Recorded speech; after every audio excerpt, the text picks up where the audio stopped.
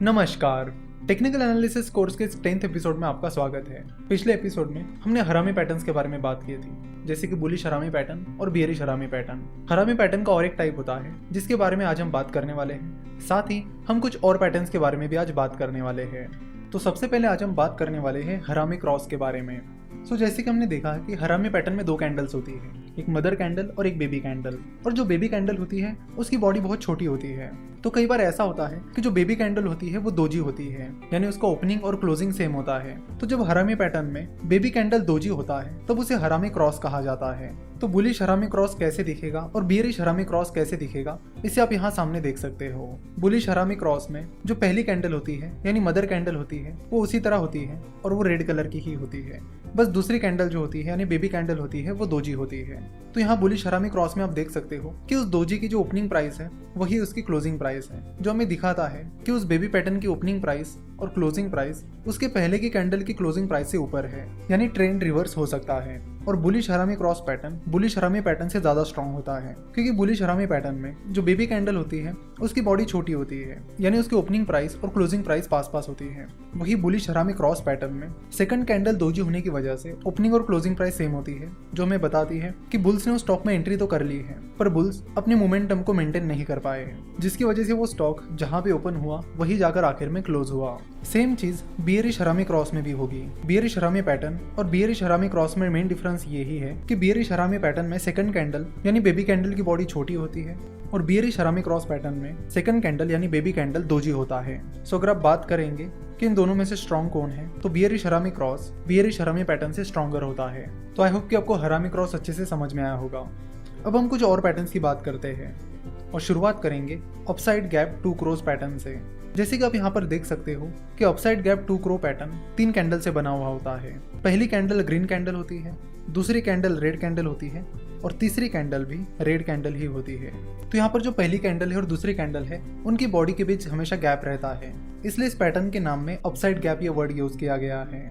तो जैसे कि हमें नाम से पता चलता है कि upside gap 2 cross pattern up trend के दौरान आता है, जिसमें शेयर की प्राइसेस लगातार ऊपर चली जा रही हैं और वो स्टॉक अपने नए नए हाई तैयार कर रहा है। उसी बीच एक रेड कैंडल वहां पे तैयार होती है जो कि इस पैटर्न की सेकंड कैंडल है। तो अपसाइड गैप 2 क्रॉस पैटर्न की पहली कैंडल हमें बता दी है कि अप ट्रेंड चल रहा है और ये पहली ग्रीन कैंडल हमें इंडिकेशन देती है कि अपसाइड ट्रेंड लगातार चल रहा है और उस स्टॉक में बुल सवार है। उसके बाद फर्स्ट कैंडल और सेकंड कैंडल की बॉडी के बीच का जो गैप है वो हमें इंडिकेट करता है कि सेकंड कैंडल पहली कैंडल की क्लोजिंग प्राइस से ऊपर ओपन हुई है, यानी वो स्टॉक शुरुआत में तो ऊपर जा रहा था लेकिन दिन के आखिर तक वो स्टॉक उसकी ओपनिंग प्राइस से नीचे क्लोज हो गया, जिसकी वजह से वो सेकंड कैंडल रेड हो गई। तो ये सेकंड कैंडल हमें बताती है कि अल्दो मार्केट अच्छी खासी प्राइस पर ओपन हुआ था, उसके बाद वो स्टॉक उस बुलिश मोमेंटम को मेंटेन नहीं कर पाया और वो स्टॉक उसकी ओपनिंग प्राइस से नीचे आकर क्लोज हुआ। लेकिन अभी भी आप देखोगे तो इस सेकंड कैंडल की क्लोजिंग प्राइस फर्स्ट कैंडल की क्लोजिंग प्राइस से ऊपर है। तो अब बात करते हैं इस थर्ड कैंडल की। तो ये थर्ड कैंडल भी रेड कैंडल है। जैसे कि आप देख सकते हो कि इस थर्ड कैंडल की ओपनिंग प्राइस उसके पहले वाली कैंडल की ओपनिंग प्राइस से भी ऊपर है, लेकिन फिर से बुल्स अपनी मोमेंटम मेंटेन नहीं कर पाए और वो थर्ड कैंडल की क्लोजिंग उसकी ओपनिंग प्राइस से नीचे रही। यहाँ पर एक इंपॉर्टेंट चीज जो आपको ऑब्जर्व करनी चाहिए वो ये है कि इस थर्ड कैंडल की क्लोजिंग सेकंड कैंडल की क्लोजिंग से नीचे है। तो इस तरह अपसाइड गैप 2 क्रॉस से हमें पता चलता है कि बुल्स अपनी मोमेंटम बनाए नहीं रख पा रहे हैं। और थर्ड वाली कैंडल ने तो हमें ये भी बताया है कि उस स्टॉक की क्लोजिंग प्राइस उसके पहले की यानी सेकंड कैंडल की क्लोजिंग प्राइस से भी नीचे है। तो इस तरह ये चीजें इंडिकेट कर रही है कि धीरे धीरे बुल्स अपना कंट्रोल खो रहे हैं, जिसकी वजह से मार्केट में रिवर्सल ट्रेंड आ सकता है। अगर अगले 1 या 2 सेशन तक भी ऐसा ही चलता है तो इन्वेस्टर उस स्टॉक में शॉर्ट पोजीशन ले सकते हैं। अगेन आपको बता दूं कि अपसाइड गैप 2 क्रॉस पैटर्न उतना स्ट्रॉन्ग पैटर्न नहीं है, तो अपसाइड गैप 2 क्रॉस पैटर्न के बेसिस पर अपने डिसीजन लेते वक्त आपको सोचने की जरूरत है। अब हम बात करेंगे 3 ब्लैक क्रॉस के बारे में। 3 ब्लैक क्रॉस कुछ इस तरह दिखते हैं। तो जैसे कि आप देख सकते हो कि 3 ब्लैक क्रॉस अपवर्ड ट्रेंड के दौरान आते हैं। 3 ब्लैक क्रॉस को पहचानने के 2-3 तरीके हैं। पहला ये कि 3 ब्लैक क्रॉस में ये जो 3 रेड कैंडल्स हैं उनकी क्लोजिंग प्राइस उनकी लो प्राइस के करीब होती है। तो आप यहाँ पर देख सकते हो कि इन तीनों भी रेड कैंडल्स की क्लोजिंग प्राइस उनकी लो प्राइस के बहुत नजदीक है। And second most important thing, second candle की ओपनिंग प्राइस फर्स्ट कैंडल के बॉडी के अंदर है। सिमिलरली थर्ड कैंडल की ओपनिंग प्राइस सेकंड कैंडल के बॉडी के अंदर है। तो ये भी 3 ब्लैक क्रॉस का इंपॉर्टेंट क्राइटेरिया है। चलो तो देखते हैं कि 3 ब्लैक क्रॉस के पीछे की थॉट प्रोसेस क्या है। मार्केट में अपट्रेंड चल रहा है, उसी बीच एक रेड कैंडल आ जाती है जो हमें बताती है कि मार्केट में ट्रेंड चेंज हो रहा है।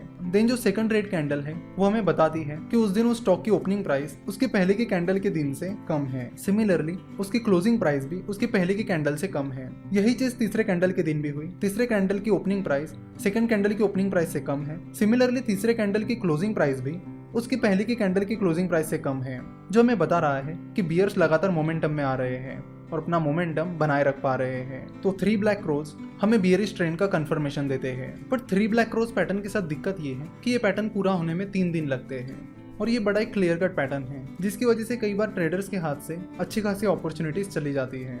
जैसे कि आप देख सकते हो कि इन 3 दिनों में लगातार वो स्टॉक नीचे गिरता चला गया है। तो जो ट्रेडर्स 3 ब्लैक क्रॉस पैटर्न के बाद अपने डिसीजन लेंगे, हो सकता है उन्होंने उससे पहले की अच्छी खासी अपॉर्चुनिटीज गवा दी हो। सो अगर आपको थर्ड कैंडल के दिन पता चल रहा है कि उस स्टॉक की ओपनिंग प्राइस उसके पहले के दिन की ओपनिंग प्राइस से कम है, तो आप थर्ड कैंडल के दिन अपनी पोजीशन स्टॉक में ले सकते हो। 3 ब्लैक क्रॉस पैटर्न के बाद अब हम बात करेंगे 3 व्हाइट सोल्जर्स पैटर्न के बारे में। 3 व्हाइट सोल्जर पैटर्न कुछ इस तरह दिखता है। 3 व्हाइट सोल्जर्स में 3 कैंडल्स होती है और ये तीनों भी कैंडल्स ग्रीन कैंडल्स होती है। तो 3 व्हाइट सोल्जर्स को पहचानने का तरीका ये है कि सेकंड ग्रीन कैंडल की ओपनिंग प्राइस उसके पहली वाली कैंडल से ऊपर रहेगी। सिमिलरली इस सेकंड कैंडल की क्लोजिंग प्राइस उसके पहली वाली कैंडल की क्लोजिंग प्राइस से ऊपर रहेगी। सेम चीज थर्ड कैंडल के बारे में भी लागू होती है। थर्ड कैंडल की ओपनिंग प्राइस सेकंड कैंडल की ओपनिंग प्राइस से ऊपर होगी और थर्ड कैंडल की क्लोजिंग प्राइस सेकंड कैंडल की क्लोजिंग प्राइस से ऊपर होगी। सो अगर आपको 3 white soldier pattern down trend के दौरान या फिर स्टेबल मार्केट के दौरान मिलता है, तो वो एक इंडिकेशन है कि बुल्स मार्केट में एंट्री कर रहे हैं और उन्होंने अच्छी खासी एंट्री कर भी ली है। तो 3 व्हाइट सोल्जर्स पैटर्न हमें बताता है कि बुलिश ट्रेंड शुरू हो गया है और आप मार्केट में पोजीशन ले सकते हो। बट 3 व्हाइट सोल्जर पैटर्न के बारे में भी दिक्कत ये है कि ये पैटर्न 3 कैंडल से बना है, जिसकी वजह से कंफर्मेशन मिलने में काफी टाइम लगता है और इसमें कई बार ऐसा होता है कि ट्रेडर्स अपॉर्चुनिटी खो सकते हैं। इसलिए अगर आप इस पैटर्न को तीसरे दिन की शुरुआत में ही पहचान लेते हो और देख लेते हो कि तीसरे कैंडल के दिन स्टॉक की ओपनिंग प्राइस उसके पहले वाले कैंडल से ज्यादा है, तो उस दिन आप उस स्टॉक में एंट्री कर सकते हो या फिर आप उस पूरे पैटर्न का इंतजार कर सकते हो, यानी तीसरे दिन तक स्टॉक क्लोज होने का इंतजार कर सकते हो और उसके अगले दिन मार्केट में अपनी पोजीशन ले सकते हो। तो आज हमने हरामी cross, upside gap 2 cross, 3 black cross और 3 व्हाइट सोल्जर्स पैटर्न के बारे में बात की। नेक्स्ट एपिसोड में हम पियर्सिंग पैटर्न और काउंटर अटैक लाइंस के बारे में बात करेंगे और उन्हें डिटेल में समझेंगे। आशा करता हूँ कि आपको आज समझाए गए सारे पैटर्न्स अच्छे से समझ में आए होंगे। हमसे जुड़े रहने के लिए आप हमें फेसबुक, ट्विटर और इंस्टाग्राम पर फॉलो कर सकते हो। हमसे जुड़े रहने के लिए आपका बहुत बहुत धन्यवाद।